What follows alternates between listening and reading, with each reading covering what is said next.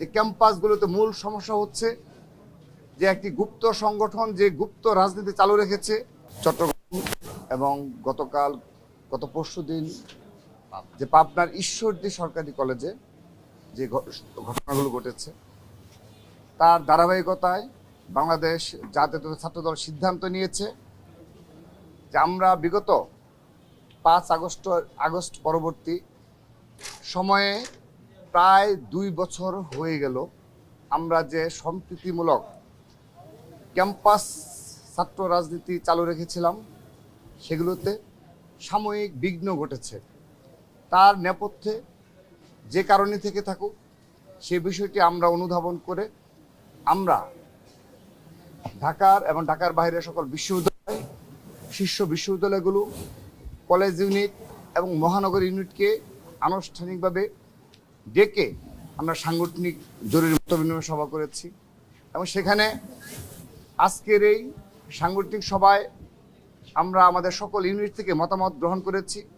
সেই মতামত এবং নির্দেশনা প্রদান করেছি। যে মতামতগুলো উঠে এসেছে সবাই এক বাক্যে সবাই যে বলেছে যে ক্যাম্পাসগুলোতে মূল সমস্যা হচ্ছে যে একটি গুপ্ত সংগঠন যে গুপ্ত রাজনীতি চালু রেখেছে, যেখানে আমরা অধিকাংশ ক্যাম্পাসে জানতে পারলাম কোনো জায়গায় 2 সদস্য বিশিষ্ট কমিটি, কোনো জায়গায় 5 সদস্য বিশিষ্ট কমিটি, কিন্তু 1.5 বছর যাবত এখানে মব হয়েছে। তাহলে এই মবগুলো কারা করলো? তো তারা সাধারণ শিক্ষার্থীর নামে এই মবগুলো করেছে এবং সেখানে ঐক্যবদ্ধভাবে 15 থেকে 20 জনের একটা ঐক্যবদ্ধ গ্রুপ এই মবগুলো করেছে এবং নানাবিধভাবে ছাত্রদলকে হেনস্থা করা, তারা যেন ক্যাম্পাস থেকে বিতাড়িত হয় কিংবা সাধারণ রিয়েল যারা জেনারেল স্টুডেন্ট তাদের সাথে যেন একটা বিভেদ তৈরি হয়, সে ধরনের কাজের জন্য করার প্রয়োজন, সে ধরনের মব এবং পরিস্থিতি ক্রিয়েট করা হয়েছে ক্যাম্পাসগুলোতে।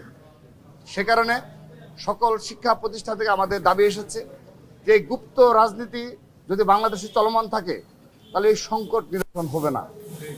দ্বিতীয়ত, সোশ্যাল মিডিয়ার যে অব্যাহত প্রপাগান্ডা, এবং সেখানে অবশ্যই আমরা অকপটে স্বীকার করব আমাদেরও বেশ কিছু নেতাকর্মী রয়েছে যারা প্রতি উত্তরে এই যে ধারাবাহিক প্রপাগান্ডা অব্যাহত মাসের পর মাস যে মিথ্যাচার প্রপাগান্ডা চলছে, তখন কাউন্টার হিসাবে তারাও অবশ্যই এখানে বেশ কিছু আইডি থেকে তারাও কিন্তু স্বাভাবিকভাবেই আমাদের কাঙ্ক্ষিত যে আচরণ সেগুলো করে নিই। আমরা তাদেরকে সতর্ক করেছি যে যতই প্রপাগান্ডা হোক না কেন, ষড়যন্ত্র হোক না কেন, কোনো ষড়যন্ত্রের ফাঁদে পা দেওয়া যাবে না।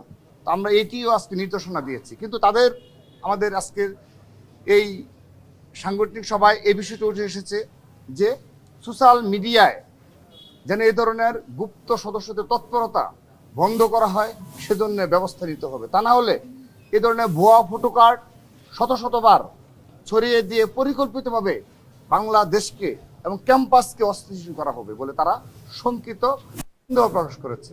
কিন্তু আমরা বলেছি যত যাই হোক ক্যাম্পাসকে সাধারণ শিক্ষার্থীদের পাশে থাকার জন্য যা করণীয় তাই করতে হবে। কোনোভাবেই কোনো ক্যাম্পাস যেন অস্থিতিশীল না হয় সেজন্য আমরা সর্বোচ্চ ধৈর্য এবং সংযম প্রদর্শন করব।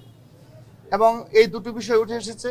এবং তৃতীয়ত আরেকটি বিষয় যে আমরা আজকের এই সাংগঠনিক সভা শেষে ইসলামী ছাত্র শিবিরকে আহ্বান জানাচ্ছি, দয়া করে আপনারা আমাদের এই নিবেদন বারবার অনুরোধ করছে আপনাদের যে গুপ্ত রাজনীতি থেকে বের হয়ে আসুন।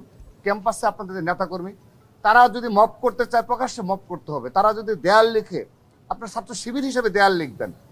আপনারা যদি সোশ্যাল মিডিয়ায় কোনো ক্যাম্পাসে ছাত্র দলের গঠনমূলক সমালোচনা হোক কিংবা অহেতুক সমালোচনা হোক করবেন, সেটাও আপনি আপনার সদস্য অনুযায়ী করুন।